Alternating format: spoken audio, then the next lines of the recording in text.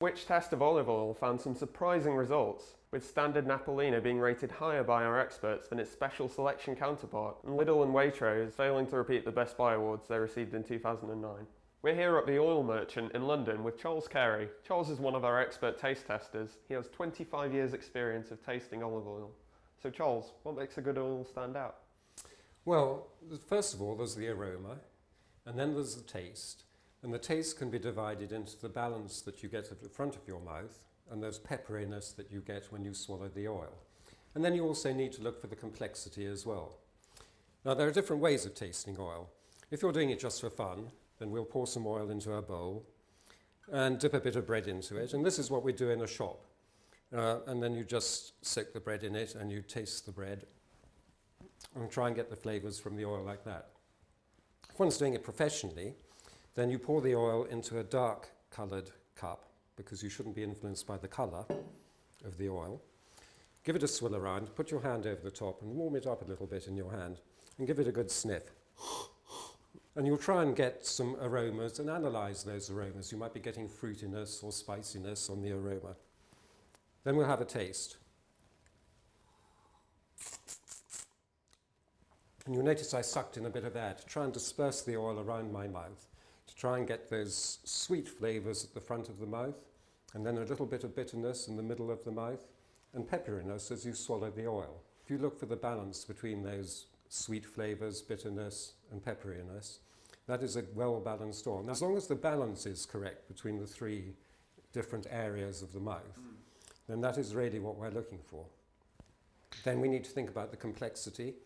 The complexity is, you get a French oil, for example, that is very light, very delicate. Can be delicious, but is not a very complex oil. And you can get some Italian oils that are made from more than one variety of olive that have great complexity, great depth of flavour, and will really fill the mouth with aromas and flavours. And I see you've got some socks here to cover up some of the oils. Yeah, well, we don't want to be influenced by the brand of the oil, or indeed where it comes from, because different varieties of oil is growing in different countries and they create oils of different flavours. So Charles, what kinds of olive oil would be best for certain dishes? There are two ways of getting your oil from an olive. By refining, and that gives you a completely clear, tasteless product, which you buy at the chemist for putting in your ears, or by just simply pressing. And if you mix some of those together, you get what is sold in the supermarkets as olive oil. And that's good for high temperature cooking, where you don't really want the flavours of the oil for coming through. And you can use it for making mayonnaise as well. Then there's extra virgin olive oil. And there are two distinct types of extra virgin olive oil. There's the commercial extra virgin olive oils, the ones you buy in the supermarket, like the ones we've been tasting. And then there's the ones that I import, which are the estate bottled ones. Now, of course, I would say that you want to dip your bread into the very best estate bottled olive oils, but they are expensive. So you find a good commercial extra virgin olive oil, and you can certainly dip bread into that. I use good commercial extra virgin olive oils for cooking with, for frying a piece of fish, for example. And I'll use an estate bottled olive oil for finishing dishes, for pouring over your new potatoes. It's like a Chateau bottle wine. It's expensive. You don't want to use it very regularly or very exuberantly, but get those aromas coming off a cooked dish, like new potatoes, something like that, and it is absolutely wonderful. So in the test, there was one olive oil that stood out as a Best Buy. Can you tell me what made it stand out from the others?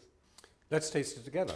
I'm going to pour some into some of your tasting cups, which are very good and practical. They're dark, so have a sniff of that. Okay. See, I'm getting aromas of green bananas and maybe a bit of passion fruit, bit of tropical fruit there. I don't know if you can pick up on that.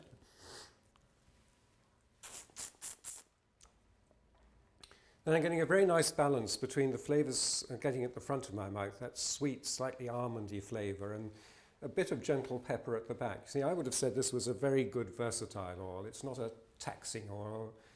It's an oil that lots of people are going to like. It's got enough complexity to finish a dish, or to cook with even. So it's got enough strength to cook with. And I would have said that's a very good, well-balanced, complex olive oil. Charles, thank you very much for joining us today. We tested olive oils from supermarket own brands to big names. To see the full results, go to which.co.uk.